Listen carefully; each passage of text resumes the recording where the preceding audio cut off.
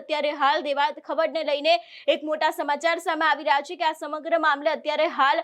સુખદ સમાધાન કરવામાં આવ્યું છે, કે એટલે કે એ લોકોની સાથે વાતચીત કરવામાં આવી છે। આ સમગ્ર ફોટોગ્રાફ્સ છે તે પણ અત્યારે હાલ સામે આવી રહ્યા છે ને એના થકી જેવું કહેવામાં આવી રહ્યું છે કે દેવાત ખબર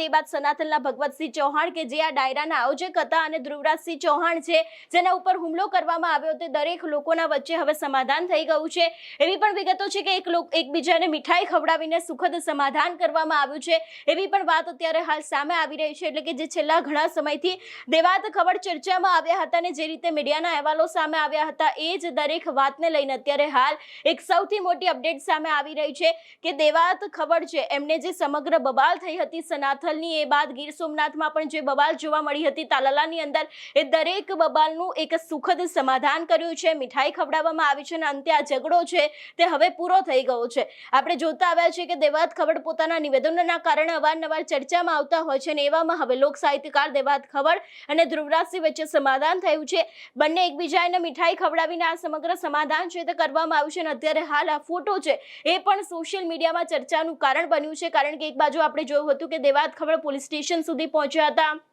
એ બાદ ક્યાંક તેઓ જેલમાં પણ ગયા હતા અને એ પછી બહાર આવ્યા હતા, જામીન મળ્યા હતા ને પરંતુ જે સમગ્ર મામલો સામે આવ્યો હતો એ જ મામલાનો અત્યારે હાલ સુખદ સમાધાન થયું છે। આપણે જોયું હતું કે દેવાત ખબર જે છેલ્લા ઘણા સમયથી ચર્ચામાં તો રહ્યા છે પરંતુ હવે એ ચર્ચાનો પણ અંત આવ્યો છે અને દેવાત ખબર જે સમગ્ર વિવાદોમાં રહેતા હતા, તેમની જે બબાલ સામે આવી હતી એ બબાલનો પણ અત્યારે હાલ સુખદ અંત આવ્યો છે। જોવાનું રહેશે કે હવે આગામી સમયમાં દેવાત ખબર અથવા તો પછી જે ડાયરાના આયોજક હતા ભગવતસિંહ ચૌહાણ અને તેની જ સામે જે ધ્રુવરાજસિંહ ચૌહાણ છે લોકોમાંથી કોઈની પ્રતિક્રિયા સામે આવે છે કે કેમ, તમારું શું માનવું છે આ વિષયને લઈને અમને કમેન્ટ કરીને ચોક્કસથી જણાવજો। તેની સાથે અમારી ચેનલ નિર્ભય ન્યૂઝને લાઇક, શેર અને સબસ્ક્રાઇબ કરવાનું ભૂલશો નહીં। નમસ્કાર।